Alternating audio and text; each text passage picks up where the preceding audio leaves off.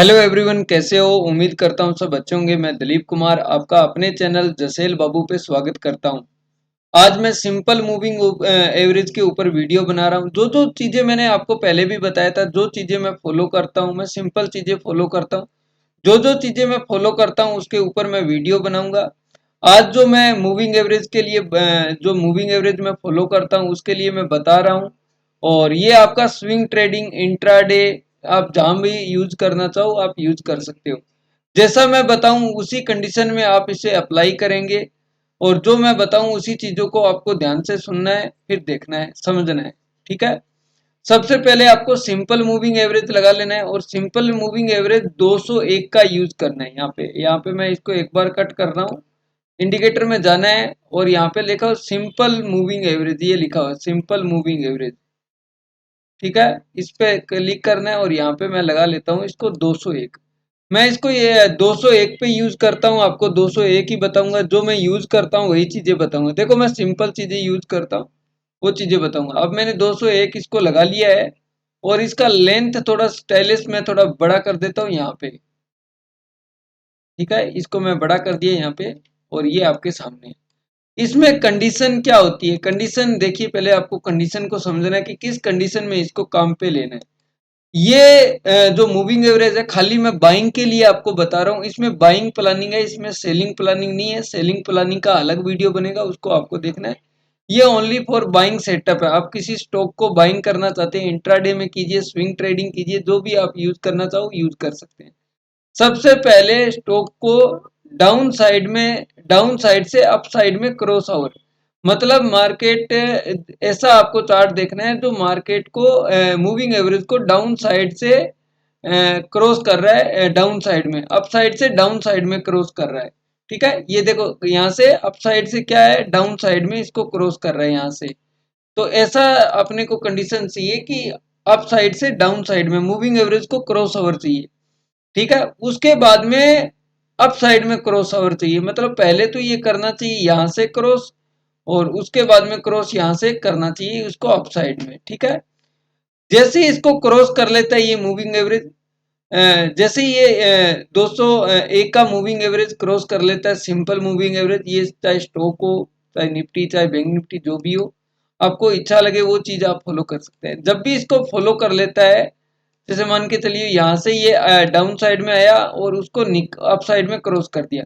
अब up side में cross करने के लिए कम से कम यहाँ पे 3 दिन रुकना चाहिए। कितना दिन?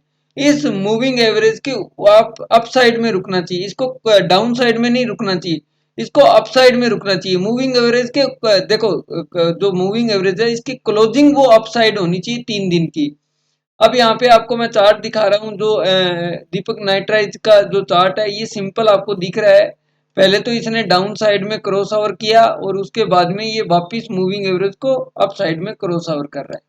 अब यहाँ पे मैंने कंडीशन क्या बताई? कंडीशन ये बताइए कि इस मूविंग एवरेज के पास कम से कम 3 दिन वो स्टॉक रुकना चाहिए। कम से 3 दिन। यहाँ पे देखो, मिनिमम 3 दिन से ज्यादा हो गया है। 1 दिन, 2 दिन, 3 दिन और 4 दिन और 5 दिन। यहाँ पे 5 दिन ये स्टॉक रखा है, रुक चुका है। यहाँ पे जो क्लोजिंग है वो मूविंग एवरेज के अपसाइड में ही हो रही है, मतलब एक दिन भी ऐसा नहीं है कि हम मूविंग एवरेज के नीचे क्लोज कर रहे हैं, यानी कि हमारी जो क्लोजिंग है वो मूविंग एवरेज के ऊपर ही क्लोज हो रहा है। अगर ये मूविंग एवरेज के नीचे अगर क्लोज हो जाता है तो ये सेटअप हमारे लिए काम का नहीं है, इसको हम यूज नहीं करेंगे। ये चीज आपको ध्यान रखना है। ठीक है, आपने यहाँ पे क्या देखा है? मूविंग एवरेज को क्रॉस ओवर देखा है और क्रॉस ओवर के बाद में वहां पे डे क्लोजिंग चाहिए अपने को, डे क्लोजिंग होने चाहिए। होने के बाद में 2 से 3 दिन यहाँ पे ये स्टॉक रुकना चाहिए। यानी कि वापिस अगर इस मूविंग एवरेज को डाउन साइड में क्रॉस कर देता है तो ये सेटअप अपने कोई काम का नहीं है। अगर ये डाउन साइड में क्रॉस ओवर कर देता है, क्लोजिंग अगर डाउन साइड में हो जाती है, तो फिर ये सेटअप हमारे काम का नहीं है। ठीक है, अब इसमें करना क्या है? जो भी आप सेटअप यूज कर रहे हो, जैसे ये मूविंग एवरेज का सेटअप यूज कर रहे हो, इसमें जो सबसे बड़ी वीक होती है या सबसे बड़ी जो बॉडी होती है उसी का आप यहाँ पे जो एंट्री पॉइंट है वो देखोगे। यहाँ पे मार्केट रुका, रुकने के बाद में जो सबसे लास्ट जो बॉडी की वीक होती है, जैसे यहाँ पे ये वीक निकल रही है, यानी कि 22,240 पे इसका एंट्री बन रहा है। यानी कि जो पिछली जो बॉडी है यहाँ पे अगर ये मार्केट निकलता है इंट्राडे में 22,040 के ऊपर तो आपका एंट्री हो जाएगा। स्टॉप लॉस क्या रहेगा? स्टॉप लॉस जो रहेगा आपका, या तो आप ये स्टॉप लॉस मूविंग एवरेज को जो कैंडल निकाल रही है ये स्टॉप लॉस रहेगा आपका, या फिर आपका जो मूविंग एवरेज के आसपास ये जो कैंडल है ये स्टॉप लॉस रहेगा। ठीक है, इसके आसपास ही ये स्टॉप लॉस रहेगा। या तो ये ब्रेकआउट जो कैंडल कर रही है मूविंग एवरेज का, आप इसका स्टॉप लॉस फॉलो यहाँ पे कर सकते हैं। अगर ये काफी बड़ा है तो इसके आसपास अगर छोटा कोई स्टॉप लॉस बनता है तो कर लीजिए आप। ठीक है, कम से कम कंडीशन यहाँ पे 3 दिन तक रुकना चाहिए। ठीक है, अब इसमें मोमेंटम देखो, इसमें जो स्टॉप लॉस आपका रहता है वो 2% से लेके 3% का आपका स्टॉप लॉस रहता है यहाँ पे, और टारगेट जो रहता है वो 15% से लेके 30% तक का टारगेट इसमें रहता है। ठीक है, 30% तक यहाँ पे टारगेट रहते हैं।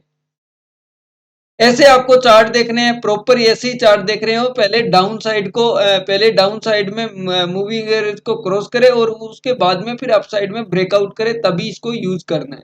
ठीक है, इसमें टारगेट बहुत बड़े मिलते हैं। अब ये नेक्स्ट यहाँ पे इसका स्टॉप लॉस हो गया। आप दीपक नाइट्रा इसको कल भी देख सकते हैं, परसों भी देख सकते हैं, इसके टारगेट बड़े होंगे।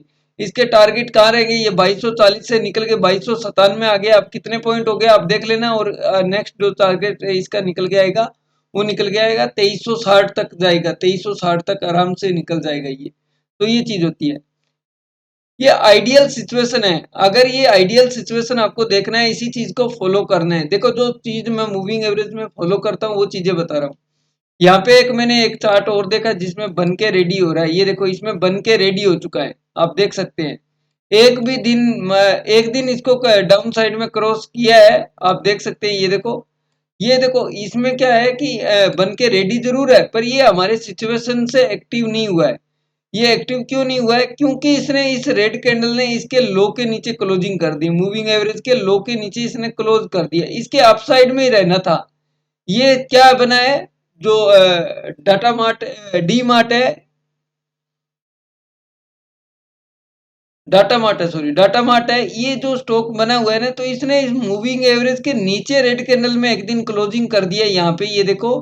तो ये सेटअप हमारे लिए फेल हो चुका है, इस सेटअप को हम यूज नहीं करेंगे, चाहे कितना मर्जी मर्जी रैली दे, ये कितना मर्जी तेजी करे, इससे हमें कोई मतलब नहीं है। देखो स्टॉक मार्केट में स्टॉक को वही पकड़िए जो आपके फेवरेट में हो, आपके फेवरेट सेटअप में हो।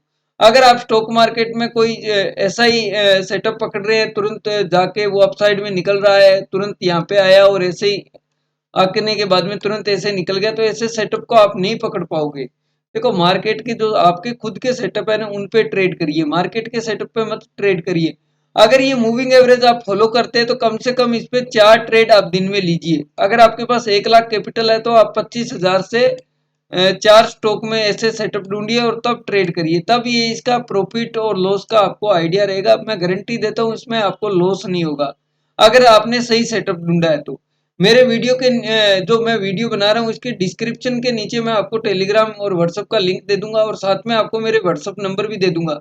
तो ऐसे अगर आपको कोई चार्ट बनते हैं तो आप मुझे शेयर करिए, मैं उन चार्ट को देखूंगा और उसमें आपकी कोई कमी होगी तो उसमें आपको सुधार करूंगा। ठीक है, आगे और भी चार्ट देख लेते हैं अपने, ये चीजें आपको समझ में आ गई होगी। कम से कम 3 से 4 दिन इस जो मूविंग एवरेज है इसके ऊपर निकलना चाहिए, उसके बाद में जो पिछला जो स्विंग आई रहता है उसको जब निकालता है तब हमारी एंट्री होती है। ठीक है, यहाँ से देखो ये बना नहीं है, वैसे बता रहा हूँ कि यहाँ पे एंट्री हमारी कहाँ होगी। इस कंडीशन में जो हमारी एंट्री होती है, जो पिछला स्विंग आई रहता है उसके ऊपर एंट्री होती है, यानी कि इस स्टॉक में अगर हमारी एंट्री होगी तो 633 के ऊपर एंट्री होगी। इस स्टॉक में 633 की हमारी एंट्री होगी, और जो स्टॉप लॉस इसमें रहेगा वो स्टॉप लॉस हमारा रहेगा 608 का, यानी कि 607 रुपए का स्टॉप लॉस रहेगा, 607। यानी कि ये जो लाइन है इसके नीचे का हम स्टॉप लॉस यहाँ पे फॉलो करेंगे 607 का। ठीक है, और भी दिखाता हूँ चार्ट जिसमें बना होगा तो आप देखिए समझिए। यहाँ पे क्रॉस ओवर हुआ नहीं है, जैसे क्रॉस, ये देखिए यहाँ पे बना हुआ है, ये बताया मैंने अभी आपको, यहाँ पे भी नहीं बना हुआ है। जैसे जो चीजें बनी हुई है वो मैं बताऊंगा आपको, दिखाऊंगा, समझाऊंगा। ये 200 का डीएमए सिंपल मूविंग एवरेज है, मैं सिंपल चीजें फॉलो करता हूँ। मैंने डाउन साइड का क्रॉस ओवर के बाद में ब्रेकआउट बताया है, और अप साइड का क्रॉस ओवर होने के बाद में डाउन साइड का ब्रेकआउट मैंने अभी नहीं बताया आपको। ठीक है, ये चीजें आपको ध्यान रखना है, ये चीजें मैंने आपको नहीं बताई है। जो चीजें मैंने बताई उसको ध्यान रखना है, उसको यूज करना है, ठीक है। ये चीजें मैंने आपको नहीं बताई है। उसके बाद में ये यहाँ पे कौन सा सेटअप बन रहा है वो देखना पड़ेगा, यहाँ पे देखने के बाद में ही पता चलेगा कि कौन सा सेटअप यहाँ पे बन के आ रहा है। यहाँ पे दूसरा कोई जो बनेगा मैं आपको परफेक्ट बताऊंगा कि ये सेटअप बना हुआ है। क्रॉस करना चाहिए पहले, उसके बाद में इस चीजों को फॉलो करना चाहिए। अगर अपसाइड में आ रहा है, क्रॉस ओवर नहीं कर रहा, तो अपने इसे फॉलो नहीं करते। यहाँ पे देखो ये ठीक है, आप देख सकते हैं। इसको पहले क्या किया है, मूविंग एवरेज को क्रॉस किया है, उसके बाद में आप देखो मूविंग एवरेज को 3 दिन यहाँ पे होल्ड कर रहा है। होल्ड करने के बाद में जो डाउन साइड में इसका ब्रेकआउट, जो डाउन साइड में इसके नीचे क्लोजिंग मिल गई अपने को। अब इस सिचुएशन में आप क्या करते हो, आप जल्दी में ट्रेड ले लेते हो। जल्दी में ट्रेड यहाँ पे नहीं लेना है आपको, जब तक इसके हाई के ऊपर नहीं निकलता ना। यहाँ पे 3 दिन तो रुका ही नहीं, तीसरे दिन की ये कैंडल है, उससे बड़ी कैंडल कौन सी है, ये जोन की बड़ी कैंडल है। यहाँ पे आपका ब्रेकआउट होता है तब एंट्री है। अब ये क्या है, हमारे लिए सेटअप फेल हो चुका है, ठीक है। ये सेटअप हमारे कोई काम का नहीं है। अब आगे चलता हूँ, आगे चीजें और देखते हैं। अगर कोई फॉलो कर रहा होगा तो मैं जरूर बताऊंगा आपको, कोई चार्ट मुझे मिलेगा। अगर आपको भी ऐसी कंडीशन के चार्ट बनते हैं और मिलते हैं तो आप मुझे व्हाट्सअप कर सकते हैं। और ये देखिए ये ठीक है, मतलब ये चीजें आपको ठीक है, यानी कि आपका क्रॉस ओवर हुआ, उसके बाद में कम से कम 3 दिन इसके पास रुकना चाहिए। अब ये बिल्कुल मूविंग एवरेज के आसपास आ रहा है, तो यहाँ पे अगर रुक रहा है कोई दिक्कत नहीं, 2 दिन 3 दिन रुकेगा। अब वापिस जब निकलेगा, वापिस ये 3800 का लेवल क्रॉस करेगा। अब इसका एंट्री पॉइंट कहाँ होगा, अब ये एंट्री पॉइंट होगा आपका, एंट्री पॉइंट आपका होगा 3814 पे। ये जो स्टॉक है इसमें ऐसे बाइंग हो गया। अब यहाँ पे 2 से 3 दिन टाइम बिता के दोबारा निकलेगा तो हमारा एंट्री पॉइंट इस जोन के ऊपर होगा, यहाँ पे 3814 पे हमारा इसमें एंट्री होगा। जो स्टॉप लॉस रहेगा वो यहाँ पे देख लो, जो भी स्विंग लो रहता है वो स्टॉप लॉस हम फॉलो करते हैं, ठीक है। इस कंडीशन में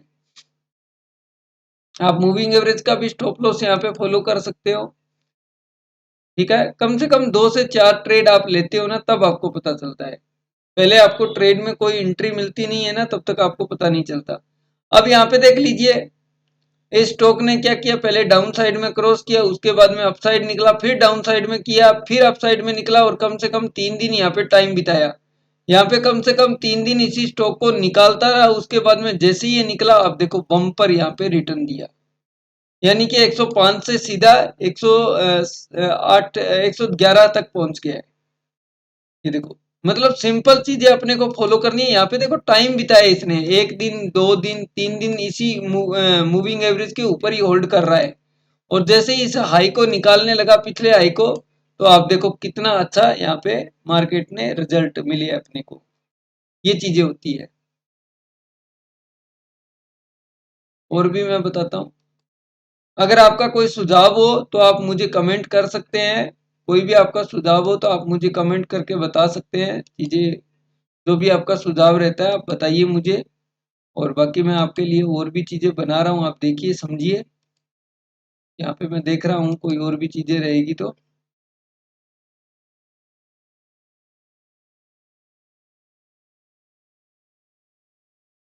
यहाँ पे भी अभी तक नहीं बना है, जहाँ पे बनेगा मैं बता दूंगा। और अभी तक यहाँ पे क्रॉस ओवर ही नहीं हुआ है मूविंग एवरेज का।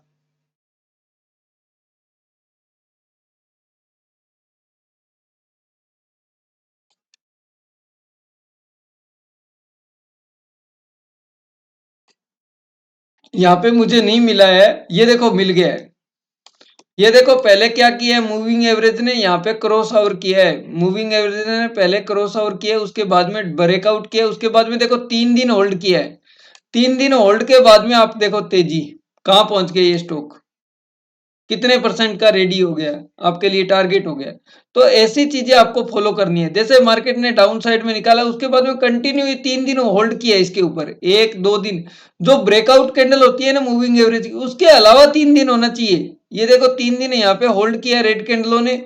उसके बाद में जैसे इसके हाई के ऊपर निकला, आप देखो टारगेट कहां तक पहुंच गया ये स्टॉक।